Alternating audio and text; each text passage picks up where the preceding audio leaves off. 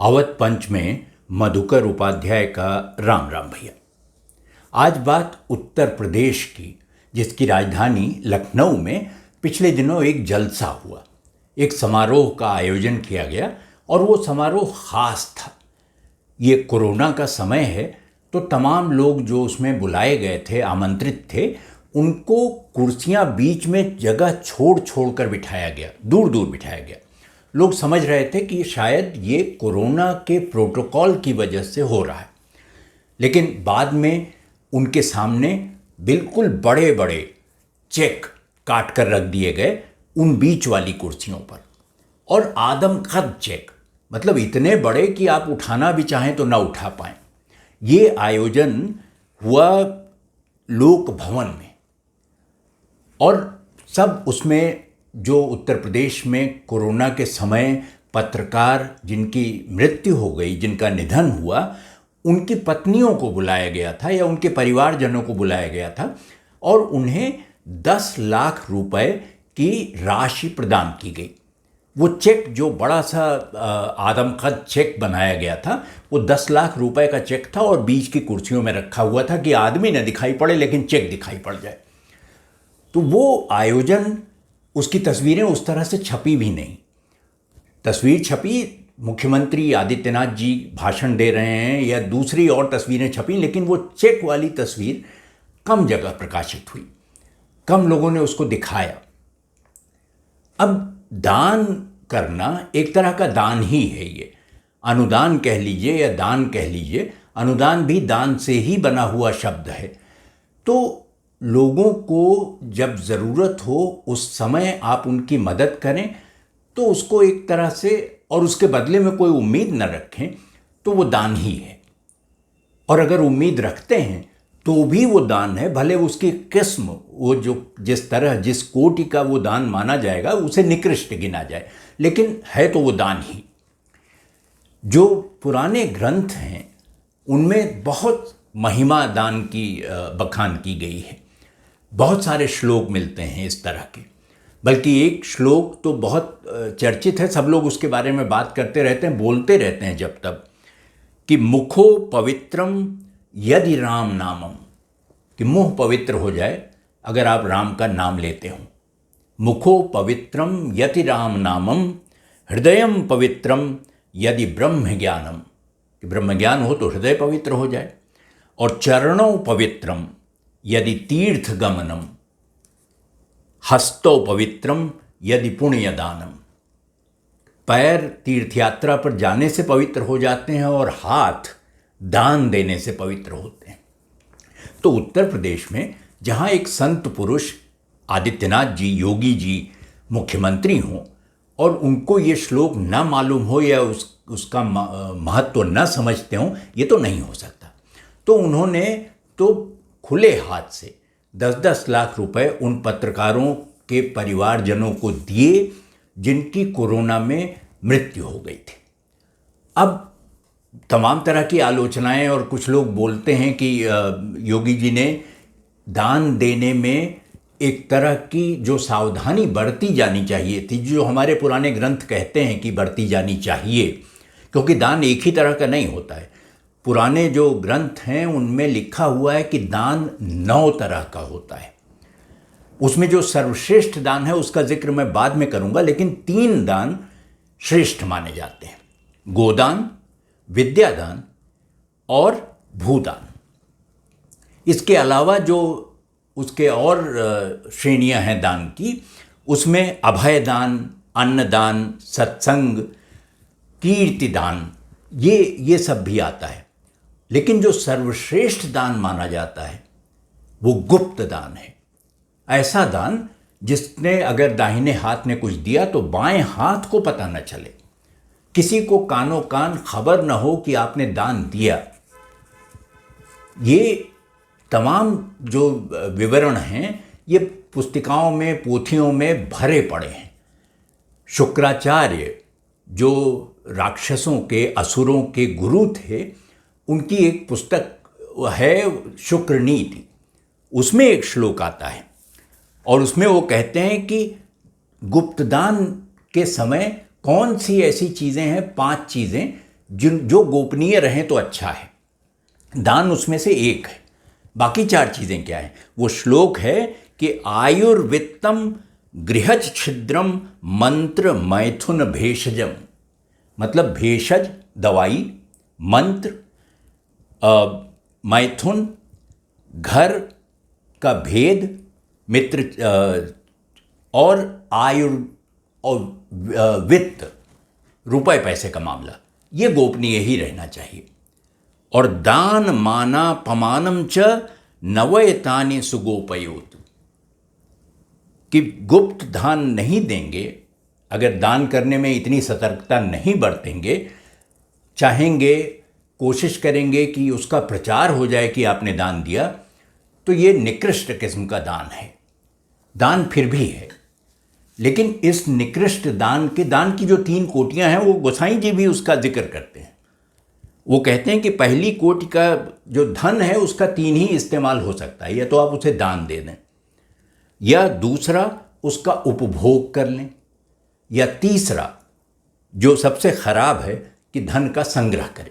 तो योगी जी संग्रह तो बिल्कुल नहीं किया उन्होंने दान दिया, उपभोग भी नहीं किया, खुद के लिए कुछ नहीं लिया, दान दिया। लेकिन अब ये कि कैसा दान है ये?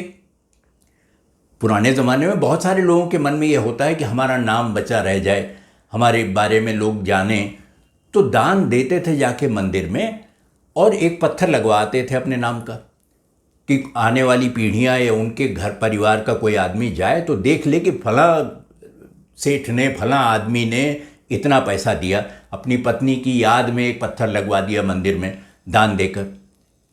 नदी के घाट बनवाते थे तो वहाँ पत्थर लगा देते थे कि लोग उस पर से चल कर आएंगे जाएंगे, कोई न कोई तो पढ़ ही लेगा, तो कम से कम इसी बहाने आप कुछ समय तक काल को भेद पाएंगे और जीवित रह जाएंगे, बचे रहेंगे। और कुछ लोग ऐसे भी थे जो स्कूल बनवाते हैं, या स्कूल में एक कमरा बनवा देते हैं, या स्कूल में पंखा लगवा देते हैं, तो उस पर भी नाम लिखाते हैं कि फला फला के सौजन्य से ये पंखा लगाया गया। अब ये दान कोई दान नहीं हुआ। लेकिन देखिए, अगर दान ही करना है और गुप्त दान ही सर्वश्रेष्ठ है, तो लोक भवन उसका सर्वोत्कृष्ट उदाहरण कतई नहीं हो सकता। वहाँ दान हुआ, लेकिन उसका प्रचार भी हुआ, और उस प्रचार में गोसाई जी जब लिखते हैं, उत्तरकांड में एक जगह उनका छंद आता है एक, वो कहते हैं कि सो धन धान्य प्रथम गति जाकी। पैसा तो वही है जिसकी प्रथम गति हो, यानी दान हो जाए। धन्य पुण्य रत मति सोई पाकी, धन्य धरी सोई जब सत्संगा, धन्य जन्म द्विज भगति अभंगा। कि वो पैसा रखने की तो कोई बात ही नहीं है। और योगी जी तो ऐसे भी बहुत साधारण किस्म के गेरुआ वस्त्र पहनते हैं, और जिस तरह से वो रहते हैं, तो ये कहना कि वो संचय करेंगे, बचा कर रखेंगे पैसा, देंगे नहीं किसी को, दान पुण्य उनके खून में है, वो उनकी परंपरा है। वो जिस परंपरा में आते हैं, उस परंपरा में सबसे बड़ा महत्व यही है कि जिसकी आवश्यकता, जिसको भी ज़रूरत है, उसको पैसे या उसकी मदद की जाए। तो गोरखपीठ तो इसके लिए प्रसिद्ध रही है। योगी जी उसी का पालन कर रहे थे। लेकिन योगी जी ने, अब चूंकि वो सिर्फ मुख्यमंत्री नहीं हैं, सिर्फ योगी नहीं हैं, वो एक दार्शनिक भी हैं, चिंतन करते हैं, सोचते हैं चीज़ों के बारे में। और कुछ लोग भले कहते हैं कि कीर्ति अगर आपकी इच्छा में शामिल है कि दान करने से कीर्ति बढ़ेगी, यश बढ़ेगा, तो एक दोष छोटा सा योगी जी पर आता है कि वो कीर्ति की कामना से किया होगा। लेकिन योगी जी को कीर्ति की क्या आवश्यकता? उनकी कीर्ति तो ऐसे ही फैली हुई है, लोग जानते हैं उनको। जो नहीं जानता उसको योगी जी अपने काम से, अपने व्यवहार से जना देते हैं कि वो कौन है। क्या मजाल कि आप उनके आसपास हों और उनकी उपस्थिति महसूस न करें। वो अनुपस्थिति में भी उपस्थित होते हैं। ये उनकी क्षमता है, ये उनका विशेष गुण है। लेकिन अब योगी जी क्या करें, राजनीति में हैं और राजनीति में बहुत सारी चीज़ों के साथ चुनाव एक बड़ी समस्या की तरह हर 5 साल में आ जाता है। कोई पीठ हो, कोई मठ हो, कोई साधना की जगह हो तो आदमी वहाँ बैठे, जब तक मन हो बैठा रहे। लेकिन ऐसा नहीं होता राजनीति में। 5 साल में लोग मठ उजाड़ने उखाड़ने की कोशिश में लग जाते हैं और चाहते हैं कि किसी तरह ये उखड़ जाए, उजड़ जाए और यहाँ दूसरा कोई बैठ जाए। तो योगी जी को ये भी देखना पड़ता है कि मठ उजड़े न और ज़्यादा जोगी भी ना होने पाए, क्योंकि ज़्यादा जोगी मठ उजाड़ कि वो उसमें आपस में झगड़ा होने लगेगा। इसलिए जोगी जी कोई और जोगी आए, कोई और दार्शनिक वहाँ आ जाए, ये नहीं चाहते। और ये बात चुनाव से अगर इसको बहुत दूर तक ना ले जाएं तो भी जोड़कर देखी ही जाएगी कि ये आयोजन 10-10 लाख रुपए उन पत्रकारों का जिनका निधन कोरोना के कारण हुआ, उनके परिवारों को देना एक चुनावी हथकंडा था। अब इसे हथकंडा कहने पर कुछ लोगों को आपत्ति हो सकती है, लेकिन एक चुनावी प्रयास तो बिल्कुल ये साफ साफ दिखाई देता, वरना इतने बड़े बड़े चेक, आदमी 5.25 फुट का और चेक 6 फुट का, ये ना होता।